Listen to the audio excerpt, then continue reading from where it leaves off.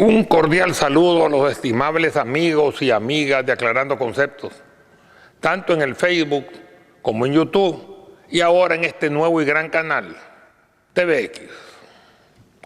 En el siglo VII, en los años 610 a 632 después de Cristo, en las ciudades de La Meca y Medina, un nuevo y verdadero profeta de Dios, Muhammad, que en español algunos lo traducen por Mahoma, transmitía una nueva revelación que procedía de Dios, el Sagrado Corán. El uso inexacto de la palabra profeta, utilizado aquí en Occidente, hasta para los adivinos e incluso para muchos que ahora se autodenominan profetas sin serlo, minimiza la importancia de este término. Ser profeta es una honrosa distinción para los escogidos de Dios. El término se aplica a los inspirados por Dios o nabi, y para aquellos que no solo son inspirados por Dios, sino que también cuando predican su doctrina, Dios habla a través de ellos, son los llamados rasulu, esto es, los mensajeros de Dios. De ahí que la doctrina que predican no es de ellos, sino que de Dios. Dios habla a través de ellos. La Torá de Moisés, los Salmos de David, el Evangelio de Cristo y el Corán de Muhammad son libros revelados por Dios, o mejor dicho, Dios habla en ellos. Muhammad, profeta y mensajero de Dios, predicó durante casi 23 años, 13 años en la ciudad de La Meca y 10 años en la ciudad de Medina, en la península arábiga. Para leer el Corán es necesario conocer la cronología, esto es el tiempo de la revelación, para ver si son aleyas generales o bien específicas en un momento determinado. Los acusadores del Corán, ya sea por ignorancia o malintencionados, sacan de contexto algunos versículos específicos que eran para el tiempo y el lugar que fueron aplicados y luego los generalizan, equivocándose en su interpretación y en su aplicación. Por ello, lo correcto es estudiar primero la doctrina islámica y luego penetrar en el estudio del Corán. Para aquellas personas bien intencionadas que deseen leer el Corán desde un principio, les sería conveniente un Corán escrito en árabe, que solo hay uno y además se encuentra intacto y con la traducción comparada al español y con notas aclarativas en los diferentes versículos. Aunque no se lee el árabe, siempre es conveniente tener el original sin cambio alguno para poder confrontar, aunque sea preguntando. Hay multitud de traducciones solo en español incorrectas, con notas aclarativas aún más incorrectas e incluso tendenciosas. Hay que tener mucho cuidado con ello. El Centro Islámico Árabe Salvadoreño ha decidido redactar una serie de libros para los lectores acuciosos que les guste escudriñar las Santas Escrituras, o que tienen deseos de buscar y encontrar un nuevo camino hacia Dios, o que tengan un gusto especial, tal vez genético, por todo aquello que represente el arabismo y el islam, ya que los genes nos dan información de nuestros ancestros y no hay un solo salvadoreño que no tenga sangre árabe en sus venas debido a la permanencia en la península ibérica de muchos siglos, hasta de 781 años en el último reducto árabe musulmán en España, el Reino de Granada, en el Andalus. La curiosidad, debido a la publicidad notoria, aunque muchas veces negativa, también hace su parte. La serie El Sendero hacia el Islam empezó a publicarse en el mes de junio del 2010, siendo su primer libro El ABC del Islam, un libro que recomendamos y es de lectura básica para aquellos que quieran conocer la verdad sobre el Islam. Hemos editado la tercera edición impresa, dando un total de 9.000 libros, que junto a los 91.000 libros bajados gratuitamente de la red en 44 portales, nos da una edición hasta ahora de 100.000 ejemplares y seguimos promoviéndolos, todos en carácter gratuito. Los movimientos religiosos están para ayudar a los fieles, sobre todo a los más necesitados, no para lucrarse de ellos quitándoles lo poco que tienen. En tiempos de crisis como ahora, las iglesias están para ayudar a la gente pobre, no para que estos ayuden a la iglesia y a los dirigentes religiosos. La Iglesia Católica ha dado buenos ejemplos de ello, ayudando a los necesitados en tiempos de congoja, y lo siguen haciendo. Incluso eso se ve en las casas de socorro para inmigrantes latinoamericanos, salvadoreños incluidos, y en los tiempos de crisis y guerra. El sistema es claro: con los pobres y débiles, la Iglesia debe dar el diezmo a ellos, no pedirlo, ni mucho menos exigirlo. Además, no es cierto que el diezmo para la Iglesia y su pastor es necesario para salvarse. ni tampoco que la ofrenda, aparte del diezmo, Dios la multiplica por 100, lo que equivale a decir que Dios ama la riqueza y premia más al que da más. Dios premia al que da con sentimiento y amor y calcula lo que le cuesta. El ejemplo de la anciana cuyos centavitos valían ante Dios más que las monedas de oro de los adoradores, del dinero y del poder, es un ejemplo elocuente de Jesús, que hasta ahora no lo he oído mencionar en culto alguno de las llamadas iglesias de la prosperidad. En otros días y en otros lugares, en otras iglesias, se pide públicamente que la limosna no suene, y en otras les dice que Dios maldice al que da billetes de $1, porque desea solo de $5 para arriba. Y ahora que ya no hay más que suegras o super suegras de $1, $5 es lo menos que tienen que dar. Y si alguien dio poco, o no dio en la primera colecta, o puso centavos o monedas, tiene que llevarse la segunda, más jugosa, para que Dios lo perdone. Tiene que salir corriendo para dar rápido, por favor, y con una limosna que valga la pena. El diezmo, como se exige, 10% flata a la iglesia y su pastor no tiene precepto bíblico en el Nuevo Testamento, excepto 2 versículos, donde va anexa la crítica de Jesucristo.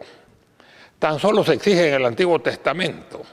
Y óigase bien, tuvo su origen en que la tribu de Leví no recibió tierras, y las otras 11 que sí recibieron deberían dar un 10% a los levitas, sacerdotes o pastores, para su sustento.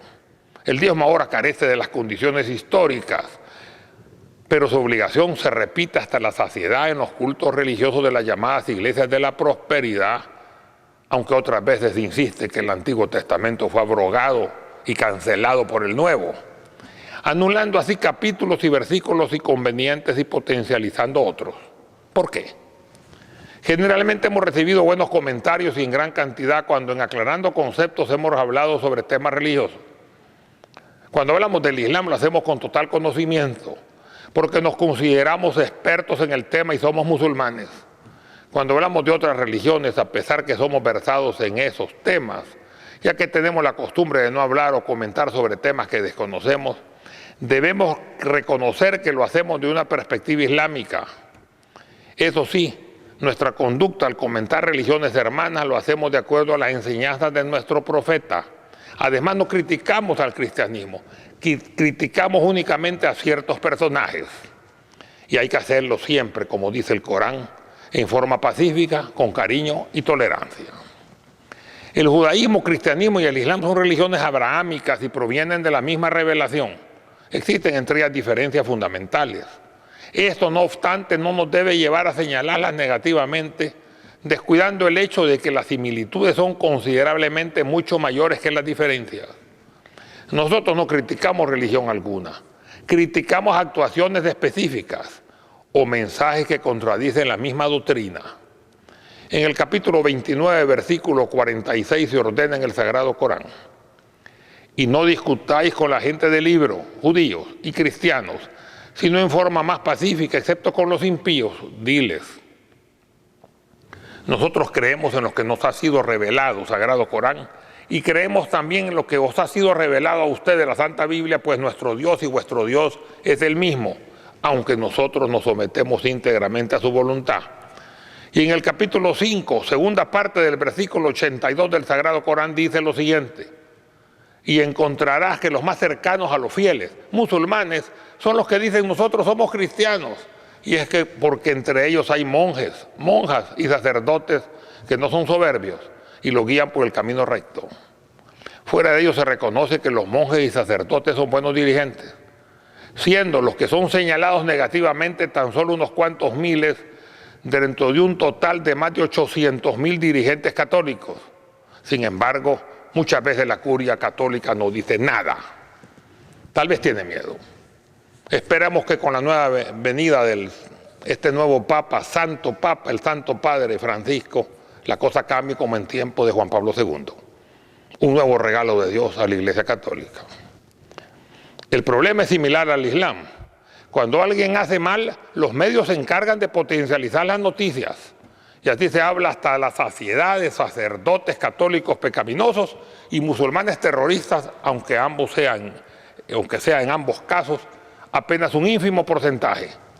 En nuestra labor ecuménica tenemos que puntualizar más lo que nos une y no lo que nos desune y nos lleva a la eterna disputa.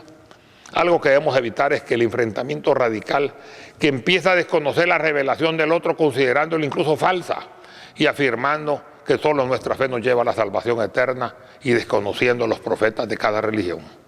No solo desconocemos, al contrario, sino que hasta negamos la función complementaria de nuestras buenas obras y de que ningún humano puede ser previamente condenado por otro porque solamente a Dios corresponde juzgarlo. El ideal de la tolerancia no se contenta con aceptar al otro, sino en comprender su doctrina, conocerla con amplitud y profundizar en sus enseñanzas, aunque estemos firmes en las nuestras. Nosotros no vamos a cambiar porque somos firmes en nuestra fe, pero tenemos que conocer la del otro y respetarla. Si esto no se hace, el diálogo fecundo se convierte en confrontación y debería evitarse. Por otro lado, ¿cómo podemos discutir algo que desconocemos?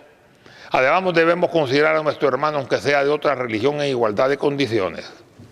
Que no pase lo del amo que daba de golpes a sus siervos con un palo, pero decía que le golpeaba suave. Lógico, no era él el que recibía los golpes. Puntualizando lo que nos une, en el mes de diciembre la Santísima Virgen María tiene una participación especial el 8 de diciembre, Día de la Inmaculada Concepción de María, que el Corán también reconoce. El 12 de diciembre, día de la aparición de la Virgen de Guadalupe, donde la media luna sostiene a la Virgen, que se repite en la mayoría de las apariciones marianas y que tiene una explicación teológica en el capítulo 12 del Apocalipsis. Y el 25 de diciembre, Navidad.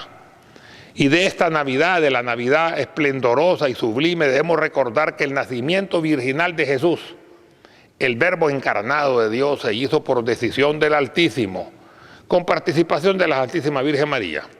El milagro de la encarnación para los musulmanes es una obra de Dios donde Jesús y María ambos participan. Por otro lado, recientemente vino una nueva remesa de folletos basura editados por Chic Publication, que nosotros denunciamos hace varios años, donde sin ningún argumento válido atacan a la Iglesia Católica y al Islam, y ensañándose blasfemamente sobre Allah, Dios en árabe. No el Dios árabe, Dios en idioma árabe, nombre utilizado no solo por los musulmanes, sino también por todas las denominaciones cristianas y de cualquier religión que hablan árabe y usan este idioma. Y también en contra de la Santísima Virgen María, que la acusan en el último libro, que su hiperdulía, superveneración, es una obra de Satanás para desviar la mente y hacer que los cristianos que se descuiden de adorar a Jesús. ¿Hasta cuándo?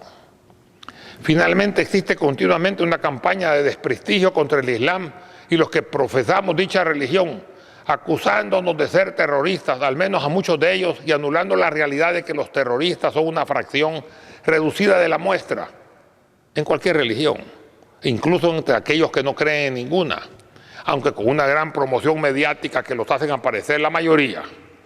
Para que quede bien claro, el planteamiento de la Iglesia Islámica del Salvador, que constituye la personería de nuestra comunidad musulmana sunita de nuestro país, se detalla en nuestra proclama que ya publicamos y que hoy nuevamente mencionamos, aunque sea en forma resumida. Afirmamos que el Islam es una religión de paz. Su nombre proviene de la paz interior que se logra con la sumisión a la voluntad de Dios. Su saludo permanente, Salam Aleikum, que significa la paz sea con ustedes, es un mensaje de concordia, amor y ayuda al prójimo. Las sociedades islámicas han sido históricamente amplias y tolerantes, e incluso cuando ha habido violencia, ellas han sido normalmente las agredidas y no las agresoras, incluso hasta por los mismos extremistas que la dicen representar. Como seres humanos y como musulmanes, estamos en contra de la guerra y a favor de la paz, pidiéndole a Dios, a Allah, más allá de nuestras 5 oraciones diarias obligatorias, que la paz y la concordia se establezcan en nuestro mundo cada vez más caótico. Ratificamos que somos una comunidad pacífica, que rechazamos la violencia y que aceptamos a nuestros hermanos y hermanas de otras religiones y razas con cariño y tolerancia, y que estamos en contra del terrorismo y de todo tipo de violencia y fanatismo, venga de donde venga. En esta vorágine de negatividades, tanto más necesario se hace que los dirigentes religiosos orienten a sus seguidores en un camino de paz, y de tolerancia. Fuera de ello es necesario que los medios de comunicación informen con objetividad sobre las religiones y no de manera tendenciosa, como por desgracia sucede hoy a menudo en los medios occidentales, en especial en lo que respecta al Islam, con noticias que ya vienen tergiversadas y aquí mismo los medios locales las tergiversan aún más, al menos algunos medios. Que consideramos que la integración con otras religiones hermanas en El Salvador, a través del Consejo de Religiones por la Paz, nos hace potencializar nuestra fuerza y llevar más allá nuestro principio común de amar a Dios sobre todas las cosas, pero también a nuestro prójimo por amor de Dios. Consideramos que nadie es un verdadero creyente si no desea para su hermano lo que desea para sí mismo. También nuestro deseo es que las diferencias entre los salvadoreños y salvadoreñas se resuelvan de forma pacífica como hermanos, utilizando el diálogo y no la confrontación, la paz y no la guerra, la tinta y no la sangre, la concordia y no el enfrentamiento, y que reinen en nuestro país y en el mundo la justicia, el amor, la libertad y la verdad, permanentemente. Salam aleikum wa rahmatullah wa barakatuhu. Que la paz de Dios, la misericordia de Él y sus bendiciones se derramen sobre toda la humanidad. Amén.